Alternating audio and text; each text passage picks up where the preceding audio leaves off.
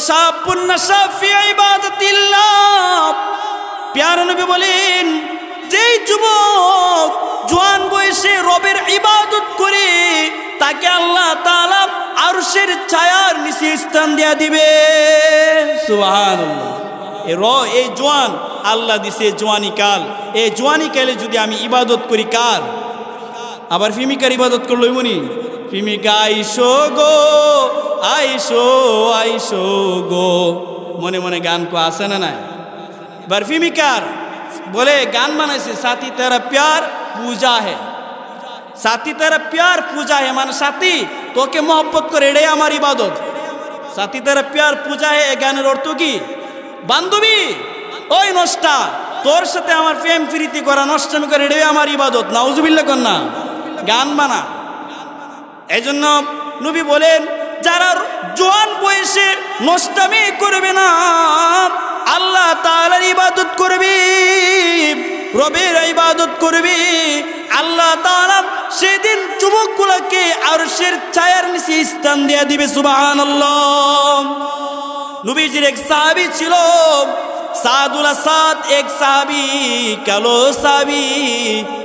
সাহাবী মাঝে মধ্যে নবীজির দরবারে মনটা মলিন করে বসে থাকেন। নবীজি সাদুল আসাদকে বলতেছে, এ নওজোয়ান সাহাবী সাদুল আসাদ, তোমাকে দেখি মনটা মলিন করে বসে থাকো।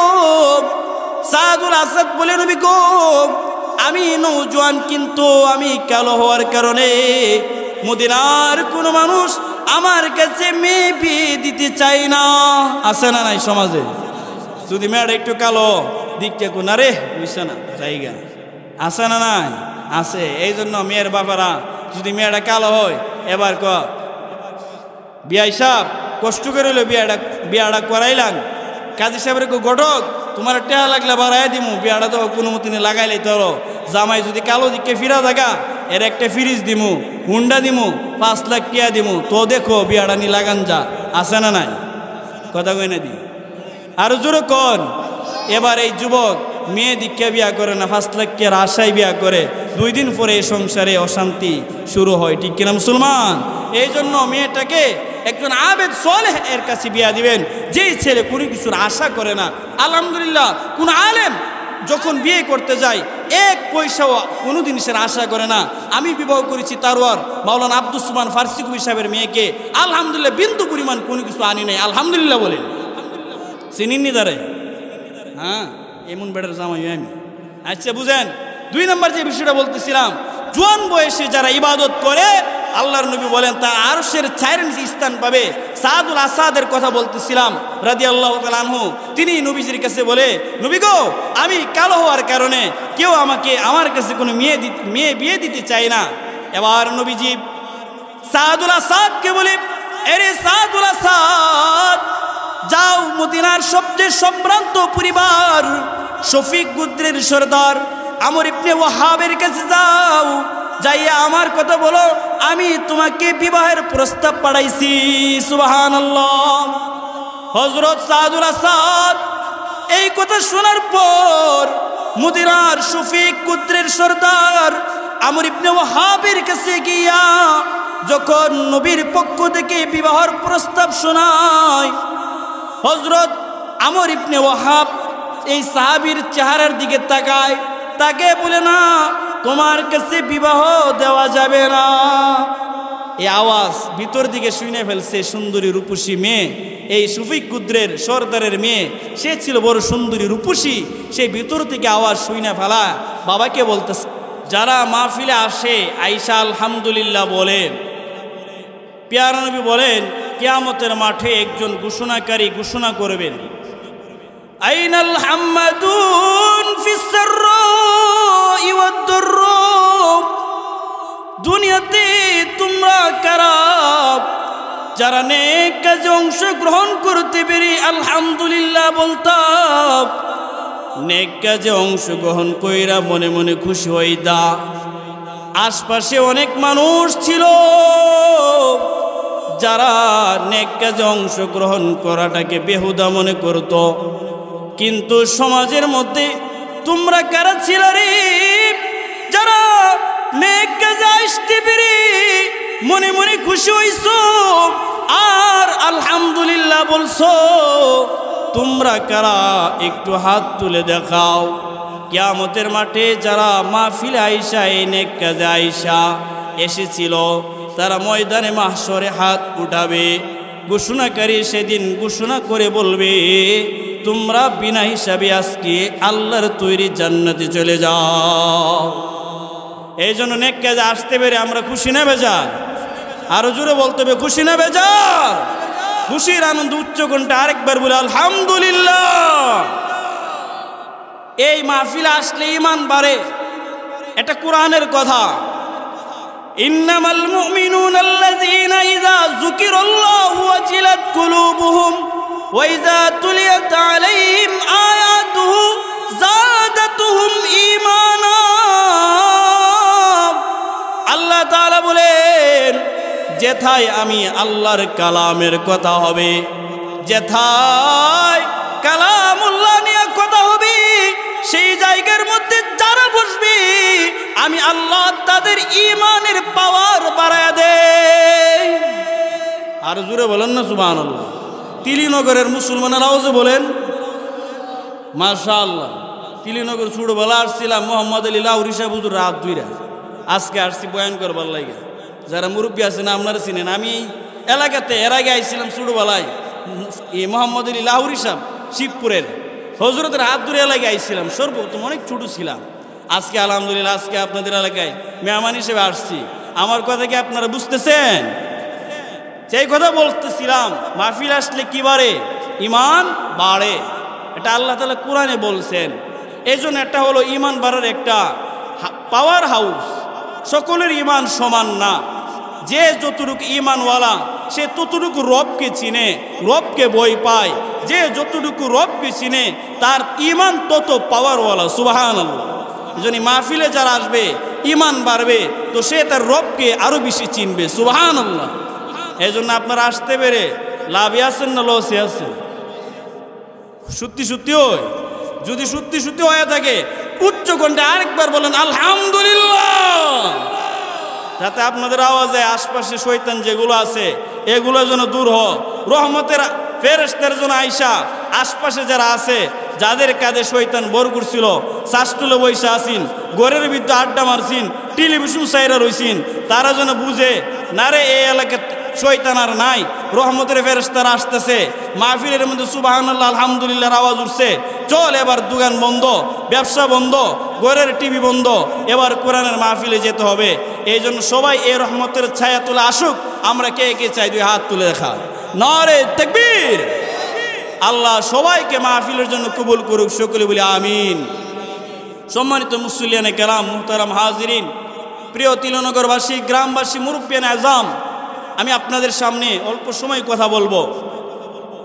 খুতবাতে যে আয়াত তেলাওয়াত করেছি সে আয়াতের মধ্যে আল্লাহ রাব্বুল আলামিন আমাদেরকে কি জন্য এই দুনিয়াতে প্রেরণ করেছেন, বানায়া পাঠাইছেন, এর একটা উদ্দেশ্য উল্লেখ করেছেন।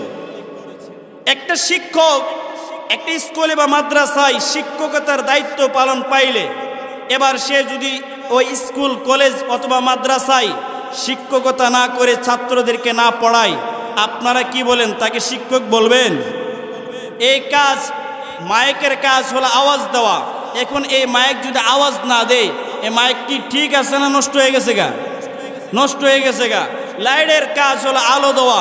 এই লাইট যদি এখন আলো না দেয়, বলেন লাইট কি ঠিক আছে না নষ্ট হয়ে গেছে গা? আল্লাহ তাআলা আমাদেরকে একটা উদ্দেশ্য নিয়ে পাঠাইছে। আমরা যদি সেই উদ্দেশ্য অনুযায়ী চলি আমরা ঠিক আছি, আর আমরা যদি আল্লাহর উদ্দেশ্য অনুযায়ী না চলি আমরা কি হয়ে গেছি গা? কথা কি বুঝছেন সবাই? এবার কি উদ্দেশ্যে পাঠাইছেন এবার শুনেন। আল্লাহ তাআলা বলেন, আল্লাহ তাআলা বলেন, ওয়ামা খালাকতুল জিন্না ওয়াল ইনসা ইল্লা লিয়াবুদুন। আমি আল্লাহ তাআলা মানুষদেরকে একটা উদ্দেশ্য দিয়ে দুনিয়াতে প্রেরণ করেছি। দুনিয়ার মধ্যে মানুষদেরকে আমি আল্লাহ এমনি এমনি বানাই নাই। একটা ইঞ্জিনিয়ার লাইট বানায় একটা উদ্দেশ্য নিয়ে যেন আলো দেয়, মাইকওয়ালা মাইক বানাইছে যেন আওয়াজ দেয়, মোবাইলওয়ালা মোবাইল বানাইছে যেন এর দ্বারা কথা বলা যায়। আল্লাহ আমাদেরকে একটা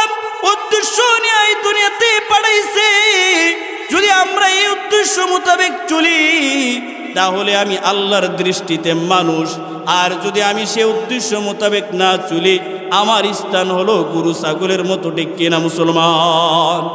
আল্লাহ তাআলা বলেন, বান্দা আমি তোকে এই পৃথিবীতে এমনি এমনি সৃষ্টি করি নাই, আমি আল্লাহ তোকে আমার ইবাদতের জন্য সৃষ্টি করেছি। সুবহানাল্লাহ। তাহলে আল্লাহ তাআলা আমাদেরকে কিসের জন্য সৃষ্টি করছেন? আল্লাহ তাআলার ইবাদতের জন্য। এবার যে বান্দা আল্লাহ তাআলার ইবাদত করে ওই বান্দা আল্লাহ তাআলার প্রকৃত বান্দা, আর যেই বান্দা আল্লাহ তাআলার ইবাদত করে না আল্লাহ তাআলা বলেন ও আমার কোনো বান্দা না, ও হলো চতুষ্পদ জন্তু। ঠিক কিনা মুসলমান? আল্লাহ তাআলা কোরআনে বলছেন, আল্লাহ তাআলা বলেন ওয়ালাকাদ যারানা লি জাহান্নামা কাসীরাম মিনাল জিন্নি ওয়াল ইনস লাহুম কুলুবুন লা ইয়াফকাহুনা বিহা ওয়া লাহুম আয়ুনুন লা ইউবসিরুনা বিহা ওয়া লাহুম আযানুন লা ইয়াসমাউনা বিহা উলাইকা কাল আনআম বাল হুম আযাল উলাইকা হুমুল গাফিলুন। আল্লাহু আকবার। আল্লাহ তাআলা বলেন আমি আল্লাহ তাআলা দুনিয়াতে এমন কিছু জিনিস পাঠাইলাম, মানুষ পাঠাইছি যাদের অন্তর আছে কিন্তু এই অন্তর দিয়ে ভালো কিছু বুঝে না। এই চোখ দিয়েছি আমি আল্লাহ, কিন্তু এই চোখ দ্বারা সে ভালো কিছু দেখে না। আমি আল্লাহ এই কান দিয়েছি কিন্তু কান দিয়ে ভালো কিছু শোনে না। শোনারা করে সে দেখতে শুনতে মানুষ হইতে পারে কিন্তু সে মূলত মানুষ না, সে হলো চতুষ্পদ জন্তু, সে হলো গরু ছাগলের মতো, কুত্তা বিলাইয়ের মতো। আল্লাহ আরো বলেন চতুষ্পদ জন্তুর চাইতেও নিকৃষ্ট। কেমনি নিকৃষ্ট জানেন? কারণ হলো আমি আপনার মৃত্যু হবে, গরু ছাগল কুত্তা বিড়াল এগুলোর মৃত্যু হবে, কিন্তু আমি যে আমার রবের ইবাদত করি নাই এই জন্য মৃত্যুর পরে আমাকে জাহান্নামে যেতে হবে। আর একটা গরু ছাগল তার সে মৃত্যুবরণ করবে কিন্তু মৃত্যুবরণ করার পরে সে জাহান্নামে যাবে না।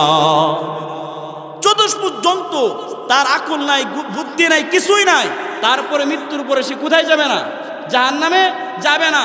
আর আমি আল্লাহ যে উদ্দেশ্য মানুষকে উদ্দেশ্য নিয়ে দুনিয়াতে পাঠাইছি, বান্দা যদি সে উদ্দেশ্য মোতাবেক ইবাদত না করে বান্দা জাহান্নামে যাবে।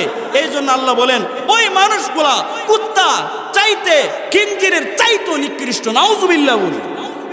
এই জন্য ভাই আমাকে যদি দামি হইতে চাই, আমি যদি আল্লাহর উদ্দেশ্য মোতাবেক চলতে চাই, আসল দৃষ্টিতে মানুষ হতে চাই, আমাকে একটা জিনিস লাগবে, তা হলো আল্লাহ তাআলার ইবাদত লাগবে। কি লাগবে বলেন? আল্লাহ তাআলার ইবাদত লাগবে। ইবাদত কোন সময় করব? আল্লাহ তাআলা বলেন বান্দা আমি যে একটা হায়াত দিছি এই হায়াত ইবাদত করবা। শুধু তাই না বান্দা, আমি তোমাকে জোয়ান কাল দিছি, জোয়ান কাল। এই কাল বড় মূল্যবান। এই কালে ইবাদত করলে তুমি করতে পারবা, ইবাদতে মজা পাবা। গুনাহ করলেও তুমি গুনাহ করতে পারো, গুনার মধ্যে তুমি মজা পাবা। এই জন্য আল্লাহ তাআলা জুবান কালের দিকে তাকায়া থাকে। এই জন্য হাদিসের মধ্যে আসছে আল্লাহ তাআলা কিয়ামতের মাঠে বান্দাদেরকে সারা জীবনের হায়াত সম্পর্কে তো জিজ্ঞাসা করবেনি, আলাদা করে আবার জোয়ান কালের বিষয়টাও জিজ্ঞাসা করবে। জামে তিরমিজির 2416 নম্বর হাদিস, হাদিসের বর্ণনাকারী হযরত ইবনে মাসউদ রাদিয়াল্লাহু তাআলা তিনি বলেন قال رسول الله صلى الله عليه وسلم لا تزال قدم ابن آدم يوم القيامة من عند ربه حتى يسأل عن خمس। প্যারা নবী বলেন আল্লাহ তাআলা প্রত্যেকটা মানুষকে কিয়ামতের মাঠে দাঁড় করাবেন। দাঁড় করাইয়া আল্লাহ তাআলা আমাদের সবাইকে 5টা প্রশ্ন করবে। কয়টা প্রশ্ন? আঙ্গুল তুলে দেখেন কয়টা? আল্লাহ তাআলা প্রত্যেকটা মানুষকে 5টা প্রশ্ন করবে। আল্লাহ তাআলা বলেন, আমাদের নবীজি বলেন যারা এই 5 প্রশ্নের উত্তর না দেওয়া পর্যন্ত এক চুল পরিমাণ এদিক সেদিক হইতে পারবে না, একটু নড়তে পারবে না। এবার শুনেন আল্লাহ তাআলা যে 5টা প্রশ্ন করবেন বলছেন, প্রশ্নটা যে করবেন স্বাভাবিক অবস্থায় করবে না। যেমন উস্তাদ অথবা শিক্ষক কলেজের মধ্যে বসায়া মাদ্রাসার ক্লাসরুমে বসে পরীক্ষা নেয়, কিন্তু আল্লাহ তাআলা কিয়ামতের মাঠে আমাদেরকে যে প্রশ্ন করবেন, পরীক্ষা নেবেন, সেই পরীক্ষার মধ্যে স্বাভাবিক হল থাকবে না। হলের অবস্থা নবীজি আরেক হাদিসের মধ্যে বলেন, জামি তিরমিজির 2421 নম্বর হাদিসের বর্ণনা করে হযরত মিকদাদ রাদিয়াল্লাহু তাআলা তিনি বলেন, قال رسول الله صلى الله عليه وسلم إذا كان يوم القيامة أدنيت الشمس من العباد حتى تكون قيد ميل أو اثنين। প্যারা নবী সাল্লাল্লাহু আলাইহি ওয়াসাল্লাম বলেন, বান্দারেরি উম্মতেরি, আল্লাহ কিয়ামতের মাঠে তোমাদের সবাইকে 5টা প্রশ্ন করবে, কিন্তু 5টা প্রশ্ন করতে গিয়া যে পরিবেশ কায়েম করবে সেই পরিবেশটা স্বাভাবিক কোনো পরিবেশ নয়। নবীজি বলেন সেই পরিবেশটা হবে মাথার আধাত উপরে সূর্য থাকবে। মাথার কতটুকু উপরে? আধাত উপরে। আল্লাহ তাআলা বলেন উদনিয়াতি শামস, আল্লাহ তাআলা বলেন এই সূর্যকে মাথার উপরে নিয়ে আনা হবে। প্যারা নবী বলেন ক্বালা ফাতাসহারুহুমুশ শামস, এই সূর্যের তাপ এত প্রখর হবে যে মানুষগুলো জলসে যাবে।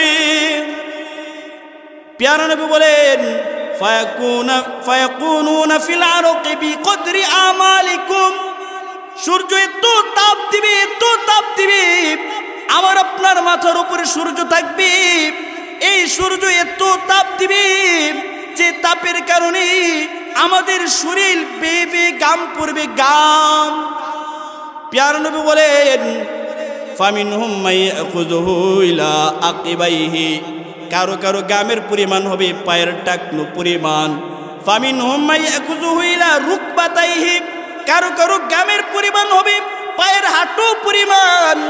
ফামিনহুম মাইয়াখুযুহু ইলা আকিবাইহি, কারো কারো গামের পরিমাণ হবে কোমর পরিমাণ। ফামিনহুম মাইয়ুলজিমুহু ইলজামা, আবার কারো কারো গামের পরিমাণ হবে তার গুনাহ সম পরিমাণ, মানে হলো সে গামের মধ্যে হাবুডুবু খাবে। সূর্য তো কাছে মাথার উপরে, আবার যদি গুনার মতো গুনার সম পরিমাণ গামের মধ্যে হাবুডুবু খায়, গরম পানির মধ্যে কেমন কষ্ট হবে, কষ্টটা কেমন কষ্ট হবে। নবীজি বলেন বান্দা উম্মত তুমি যতটুকু গুনাহ করবা ততটুকুই তোমার শরীরে তাপ পড়বে, আর ততটুকুই তোমার শরীর থেকে গাম বাহির হবে। তোমার গুনাহ মোতাবেক তোমার গাম কখনো পায়ের টাকনো, কারো গাম হবে হাঁটু, কারো গাম হবে কোমর, কারো গাম হবে গলা, কারো এমন কিছু পাবিষ্ট থাকবে যারা কিয়ামতের মাঠে সে হাবুডুবু খাবে, সাঁতার কাটবে। এটা নবীজি বলছেন সাহাবীদের সামনে, সাহাবীদের আমল দেখা। বর্তমান যদি আমাদের দেখা নবীজি এই হাদিসটা বলতো, বলল হইলে তোর বঙ্গোপসাগরে থাকবি, ঠিক কিনা গণ? বঙ্গোপসাগরের কথা কইলে কেন আমরা যে নষ্ট বুড়ো হয়ে গেছে গিয়ে পরে শাস্ত্রের টিভি দেখা মিস হয় না, ঠিক কিনা গণ? নামাজ মিস হইতারে মাগার রাত্রেবেলায় শাস্ত্র বৈশা উক্কাড়া কি কো বিড়ির পুটকিরা ধরে টান দেওয়ান, আর টিভির মধ্যে শাস্ত্র বৈশা টিভি দেওয়ান একদিনই মিস নাই, এমন বুড়া সমাজে আসে না নাই? আরে বাবা রে বাবা, একটু কবরে গেছে গিয়ে পুরো টিভি ছাড়তারে না, আসে না নাই? রাগ করতেছেন? এটা আমাদের আমল নষ্ট হয়ে গেছে। আমল আগেকার মহিলারা দেখতাম কত সুন্দর আমল করে, আর এখনকার মহিলারা মার্কেটই শেষ করে না। জামাই বেচারা বিদেশ থেকে এত পরিশ্রমের টাকা বাড়ায়, আর তাই রে হোটেলে বিভিন্ন রেস্টুরেন্টে বিভিন্ন মার্কেটে ঘুরতে ঘুরতে এর দিন শেষ। বাচ্চা কাচ্চার কোনো খবর নাই, সংসারের কোনো খবর নাই, আসে না নাই? তা আমাদের নষ্ট হয়ে গেছে, আমাদের কর্ম নষ্ট হয়ে গেছে। যেই কথা বলতেছিলাম, এমন একটা বিভীষিকাপূর্ণ অবস্থায় আল্লাহ 5টা প্রশ্ন করবে আমাদের সবাইকে। আমরা এই প্রশ্নের শিকার, প্রশ্নের সম্মুখীন আমরা এখানে যারা আছি সবাই হতে হবেই, কাউকেই বাদ যাওয়া যাবে না। এই জন্য আল্লাহ তাআলা কোরআনের এক আয়াতে বলেন, সূরা নাহলের 93 নম্বর আয়াতে বলেন, ফাওয়ারাব্বিকা লানাসআলান্নাহুম আজমাইন আম্মা কানু ইয়ামালুন। আল্লাহ তাআলা বলেন, ওগো নবীজি আপনার প্রভুর কসম করে বলতেছি, আমি আল্লাহ পৃথিবীর সকল মানুষগুলোকে একত্রিত করব, একত্রিত কইরা তারার জীবনে যা যা করেছে সবগুলা বিষয় আমি জিজ্ঞাসা করব। আল্লাহ তাআলা আমাদের সবাইকে আমাদের জীবনে কি কি কাজ করলাম, ভালো কাজ করলাম নাকি খারাপ কাজ করলাম, এইগুলো কি করবেন? জিজ্ঞাসা করবেন। এবার আসি, আল্লাহ তাআলা এই বিভীষিকাপূর্ণ মুহূর্তে কি 5 প্রশ্ন করবেন? আল্লাহ বলেন, ক্বালা রাসূলুল্লাহ সাল্লাল্লাহু আলাইহি ওয়াসাল্লাম, প্যারা নবী বলেন আল্লাহ তাআলা প্রথম প্রশ্ন করবেন যে আন উমরিহি ফিমা আফনাহু, আমি আল্লাহ তোমাকে একটা হায়াত দিয়েছিলাম, বলো এই হায়াতটা তুমি কিভাবে ব্যয় করেছো? এই হায়াত কে দিয়েছে? এই জোরে কোন ঘুমাইতেছে অনেকে। এই হায়াত কে দিয়েছে? বড় বক্তারা তো আইসুই না, আমরা তো ঘুমাই যেতেছেন গা। জোরে কোন এই হায়াত কে দিয়েছে? এরে ভাই, আমার মা আমাকে হায়াত দিতে পারে নাই, আমার মা আমার হাত দেয় নাই, পা দেয় নাই, আমার মা আমার চক্ষু দেয় নাই, আমার মা আমাকে কথা বলার জবান দেয় নাই। তারপরও মায়ের সামনে সারাদিনের হিসাব দেওয়া লাগে, বাবার সামনে সারাদিনের হিসাব দেওয়া লাগে। মা বাবার অবাধ্য হওয়া যায় না, মা বাবা যেভাবে বলে সেভাবেই আমাদের কাজ করতে হয়।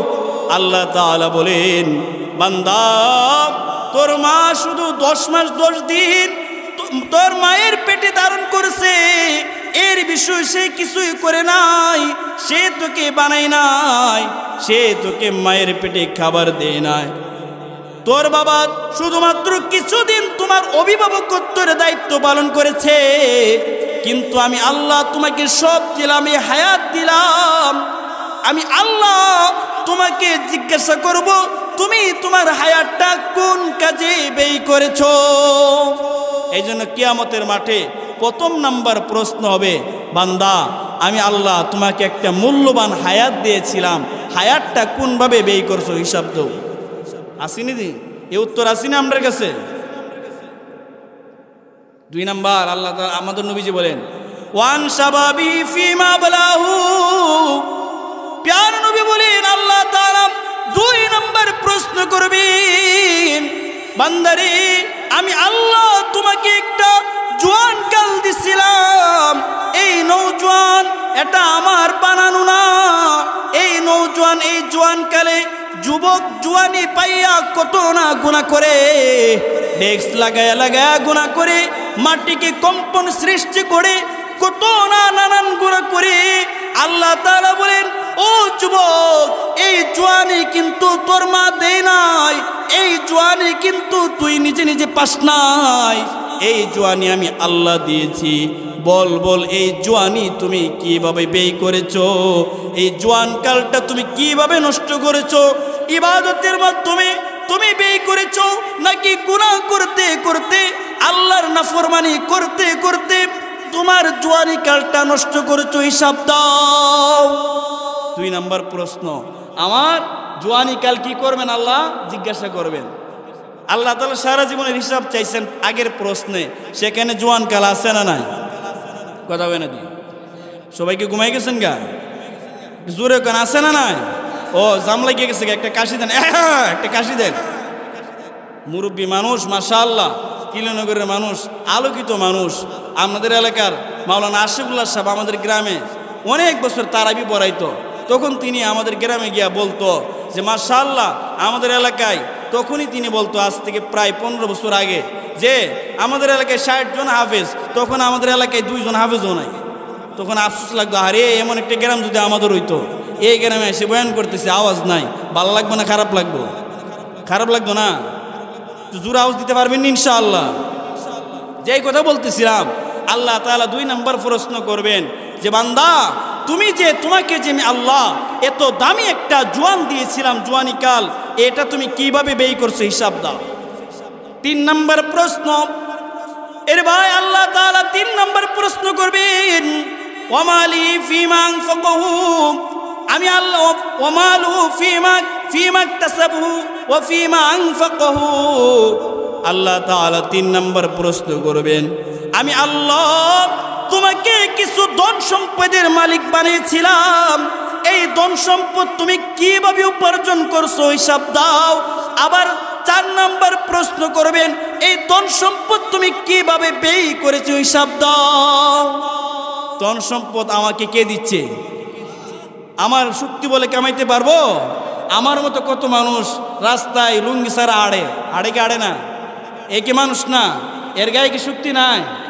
আমার মতো কত যুবক রাস্তায় প্লেট নিয়ে থালা নিয়ে হাঁটে, চোখ নাই, আছে না নাই? আল্লাহকে আমার বানাইতে পারতো না? এজন্য আমার আল্লাহ আলেম বানাইছি বিদায় আমি টাকা যেভাবে খুশি সেভাবে, আমি আজকে সুটাম দেহের অধিকারী হয়েছি, আমি যেভাবে খুশি সেভাবে সুদে ঘুষে জায়েজে না জায়েজে হালালে হারামে টাকা কামাবো। আমি আবার যেভাবে ইচ্ছে সেভাবে টাকা ব্যয় করার অনুমতি আমার আছে?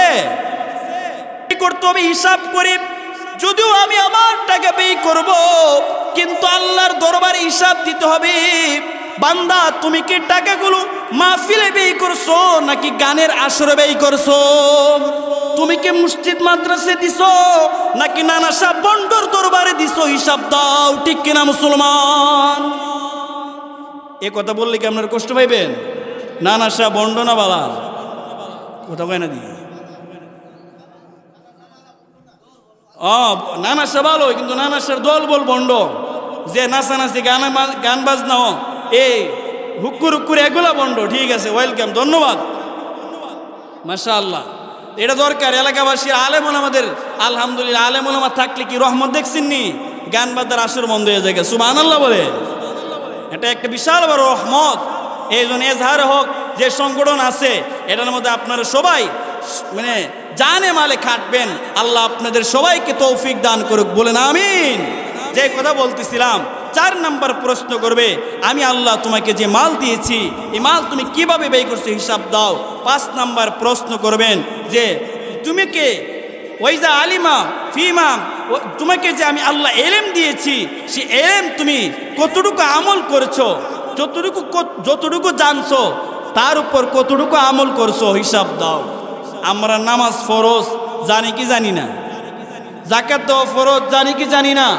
রোজা রাখা ফরজ জানি কি জানি না? টিভি দেখা হারাম জানি কি জানি না?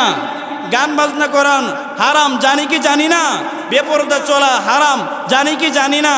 এবার আল্লাহ বলবেন এগুলো জানছো, এত এই কথাগুলো কতটুকু মানছো বলো। আল্লাহর কাছে সেদিন হিসাব দিতে হবে।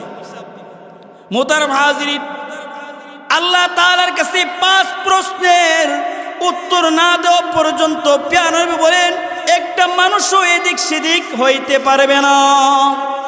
আমার কথা যেটা তা হলো ওই যুবকের কথা বলতেছিলাম, জোয়ান কালটা বড় দামি মূল্যবান একটা সময়। এই সময়ের ব্যাপারে আল্লাহ আলাদা করে জিজ্ঞাসা করবেন। এই জন্য জোয়ান কালের কদর আছে না নাই? আছে। এবার একটা কথা আমরা শুনলাম, আল্লাহ তাআলা আমাদেরকে 5টা প্রশ্ন করবেন। সূর্যটা মাথার কাছে আইসা নবীজি একটা আশার বাণী শোনাইছেন। তা হইল আল্লাহর নবী বলেন 7 শ্রেণীর মানুষ এমন আছে যাদের মাথার উপর কোন সূর্য থাকবে না। তারা আল্লাহর দরবারে 5 প্রশ্ন উত্তর দিবে ঠিক, আল্লাহ প্রশ্ন করবে ঠিক, কিন্তু তাদের মাথার উপর সূর্যটা থাকবে না। সুবহানাল্লাহ বলি। এই 7 দল কারা কারা জানা দরকার আছে না নাই? কথা বলে না দিয়ে আরো জোরে বলেন, আছে না নাই? বুখারী শরীফের 660 নম্বর হাদিসের বর্ণনা করে হযরত আবু হুরায়রা রাদিয়াল্লাহু তাআলা তিনি বলেন, قال رسول الله صلى الله عليه وسلم سبعة يظلهم الله تعالى في ظله يوم لا ظل إلا ظله।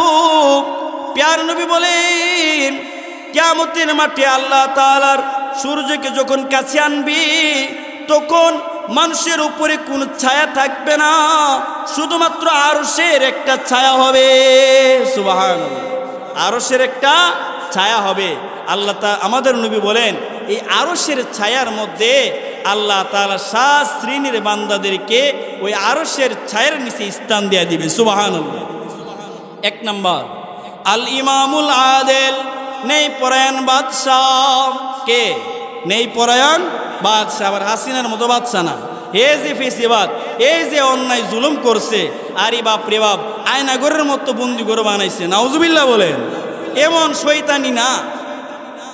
প্যারা নবী বলেন যারা ইমামুল আদিল, যারা নেককার বাদশাহ, নেই পরায়ণ বাদশাহ, তারা আরশের ছায়ার নিচে স্থান পাবে। সুবহানাল্লাহ। শুধু বাদশাহ নয়, এলাকার চেয়ারম্যান, সে এলাকার প্রতিনিধি, অভিভাবক, এলাকার মেম্বার, সে তার ওয়ার্ডের অভিভাবক, পরিবারের মধ্যে যিনি গার্জিয়ান, সে তার পরিবারের অভিভাবক। সেদিন দুনিয়াতে যারা এই অভিভাবকত্ব পাইয়া নেই প্রতিষ্ঠা করবে, নেই মোতাবেক চলবে, নেই ইনসাফ করবে, তারাই কিয়ামতের মাঠে আল্লাহর আরশের ছায়ার নিচে স্থান পাবে। সুবহানাল্লাহ। এই জন্য আমরা যারা মুরব্বী আছি, আমরা আমাদের সমাজে, আমাদের ঘরের মধ্যে নেই প্রতিষ্ঠা করবো তো ইনশাআল্লাহ।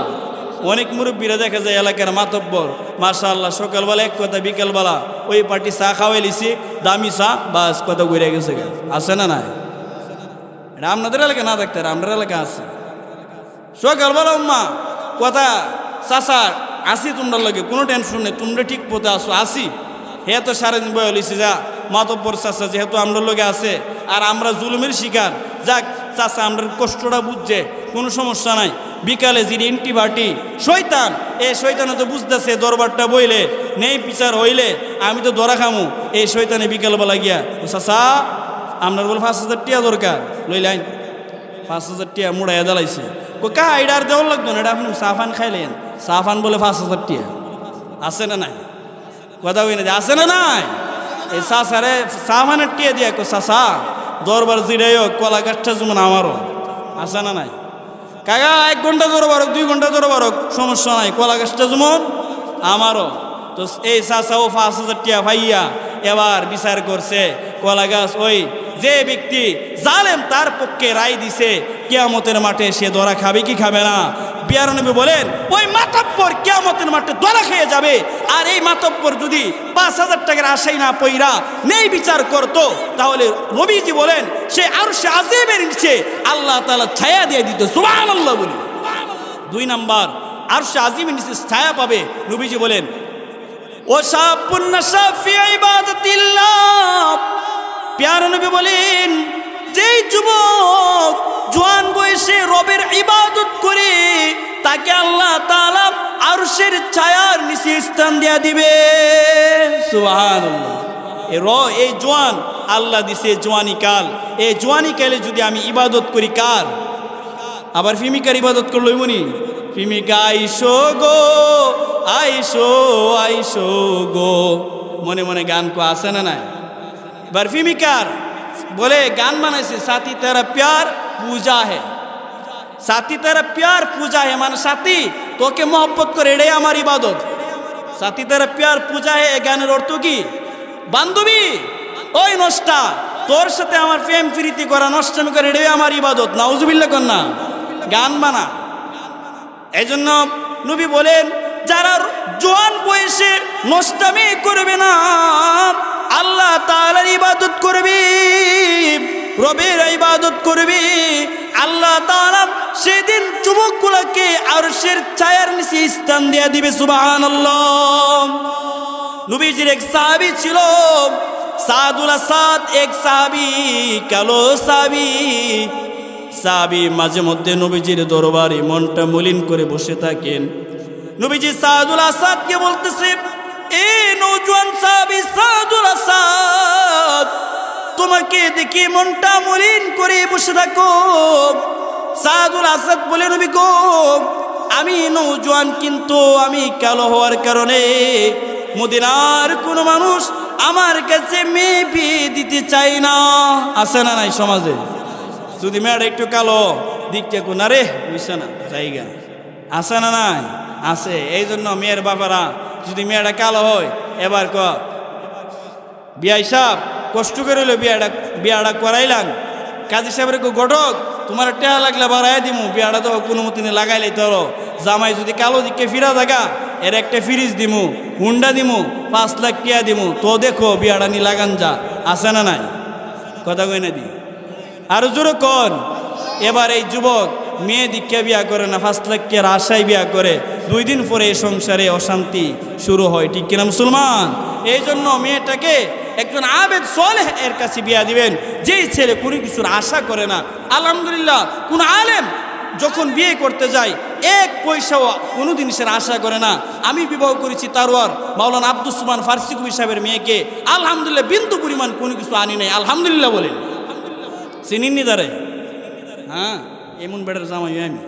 আচ্ছা বুঝেন, 2 নম্বর যে বিষয়টা বলতেছিলাম, জোয়ান বয়সে যারা ইবাদত করে আল্লাহর নবী বলেন তা আরশের 4 ইঞ্চি স্থান পাবে। সাদুল আসাদের কথা বলতেছিলাম রাদিয়াল্লাহু তাআলা আনহু, তিনি নবীজির কাছে বলে, নবী গো, আমি কালো হওয়ার কারণে কেউ আমার কাছে কোনো মেয়ে বিয়ে দিতে চায় না। এবার নবীজি সাদুল আসাদকে বলে, আরে সাদুল আসাদ, যাও মদিনার সবচেয়ে সম্ভ্রান্ত পরিবার শফিক গোত্রের সরদার আমর ইবনে ওয়াহাবের কাছে যাও, যাইয়া আমার কথা বলো, আমি তোমাকে বিবাহের প্রস্তাব পাঠাইছি। সুবহানাল্লাহ।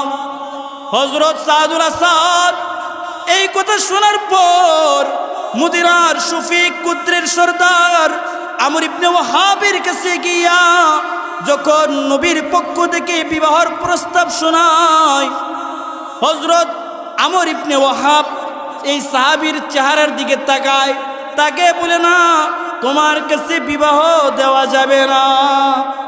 এই আওয়াজ ভিতর দিকে শুনে ফেলছে সুন্দরী রূপসী মেয়ে, এই শফিক গোত্রের সরদারের মেয়ে, সে ছিল বড় সুন্দরী রূপসী। সেই ভিতর থেকে আওয়াজ শুনে ফেলা বাবাকে বলতেছে, বাবা আপনি কি শোনেন নাই সে কি বলেছে? সে বলেছে আল্লাহ রসুলের পক্ষ থেকে সে আসছে, মানে আল্লাহ রসুল এখানে পাঠাইছে। ও বাবা, আমি এই বিবাহতে রাজি। সুবহানাল্লাহ। বাবা কো, মা তুই যদি রাজি থাকোস আমার কোনো সমস্যা নাই। এবার শফিক গোত্রের সরদার শুনাইছে, হো আমরা রাজি আছি। তখন এই সাহাবী আমর ইবনে হযরত সাদুল আসাদ তিনি নবীর দরবারে গেছেন, গিয়া বলতেছি, ইয়া রাসূলুল্লাহ, ইয়া হাবিবাল্লাহ, আপনি আমাকে পাঠাইছেন প্রস্তাব দেওয়ার জন্য, আমি প্রস্তাব দিলে তারা রাজি হইছে। নবীজি এবার সাদুল আসাদকে বলতেছে, আসাদ, তুমি যে বিবাহ করবা তোমার মোহরের টাকা আসেনি বলো, তোমার মোহরের টাকা আছে কিনা বলো। এ সাদুল আসাদ, তুমি যে বিবাহ করবা তুমি তোমার বউয়ের পরণ পোষণ দেবার মতো কোনো অর্থ করে আছে কিনা বলো। সাদুল আসাদ একটা মুস্কি হাসি দেখো, ইয়া রাসূলুল্লাহ, আপনি তো জানেন আমি কোনো কাম করি না, আপনার দরবারে সবসময় বয়ে থাকি, আমার কাছে টাকা পয়সা কেমনে থাকবো, কিছুই নাই। নবীজি হাসি দেখো, সাহাবীরা, এই যে আমি চাদর পালাইলাম, যাও তোমরা যারা যারা পারো আমার সাদের জন্য কিছু দাও, আমি নবীও কিছু দিলাম। এবার কিছু টাকা পয়সা উঠছে, উঠার পরে এবার নবীজি এই রুমালটাকে বইলা সাদুল আসাদের হাতে দিয়া বলে, সাদ, যাও বাজারে যাও, গিয়া নবদুল আনের জন্য যা যা দরকার, তোমার নববধূর জন্য যা যা দরকার, এগুলো তুমি বাজারে গিয়ে সেগুলো ক্রয় করে নিয়ে আসো। নবীর কথা মোতাবেক নবীর টাকা নিয়ে সাদুল আসাদ মদিনার বাজারে গেছে বিবাহের মার্কেট করার জন্য, বিবাহের বাজার করার জন্য। ওরে মুসলমান, সেই মুহূর্তে সাদুল আসাদ শুনতে পাই, হাইয়া আলাল জিহাদ।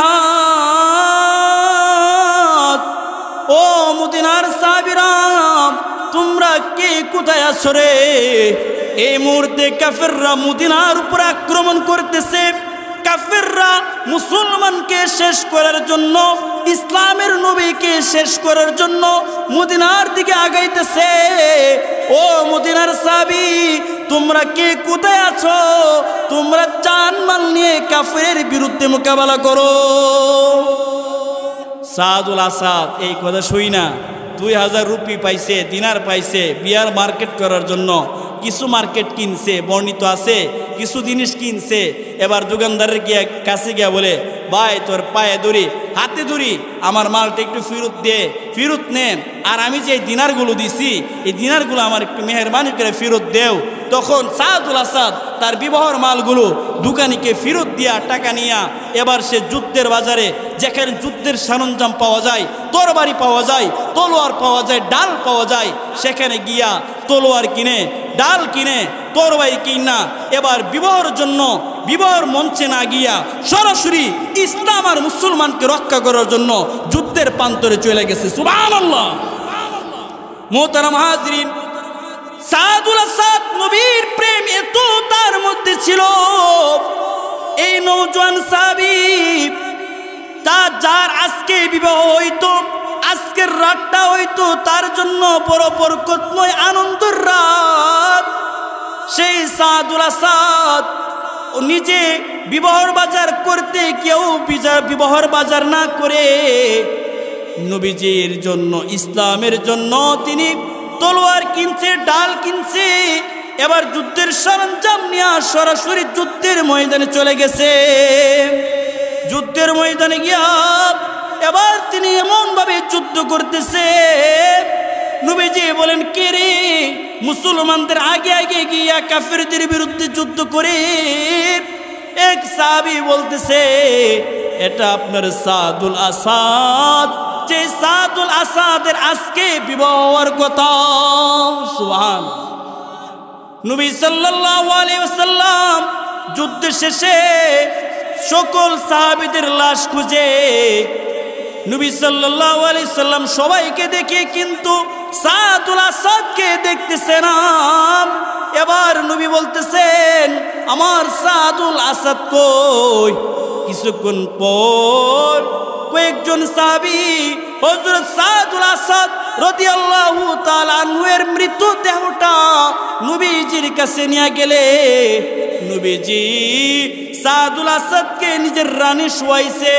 শোয়াইয়া এবার শফিক গোত্রের আমর ইবনুল ওয়াহাবকে ডাইকা বলতেছে ওরে শফিক গোত্রের সর্দার আমর ইবনে ওয়াহাব, এই যে সাদুল আসাদ যার বিবাহের কথা হয়েছিল তোমার মেয়ের সাথে, সে এই মুহূর্তে জান্নাতের হুরের সাথে বিবাহ হয়ে গেছে। নবীজি বলেন কেমন যুবক, যখন আল্লাহ আল্লাহর রাসূলের কথা আসছে, ইসলামের কথা আসছে, তখন বিবি বাল বাচ্চা ফালাইয়া নিজের জীবন উৎসর্গ কইরা দিছে। বুঝাতে চাইলাম সাদুল আসাদ রাদিয়াল্লাহু তাআলা আনহু একজন সাহাবী, জলিলুল কদর সাহাবী। সেই সাহাবী জওয়ান সাহাবী, জওয়ান বয়সে নিজের জওয়ানের দিকে না তাকাইয়া আল্লাহ আল্লাহ রসুলের হুকুমের দিকে তাকাইছে। এই জন্য নবী বলছেন সে জান্নাতি হুরদের সাথে তার বিবাহ হয়ে গেছে।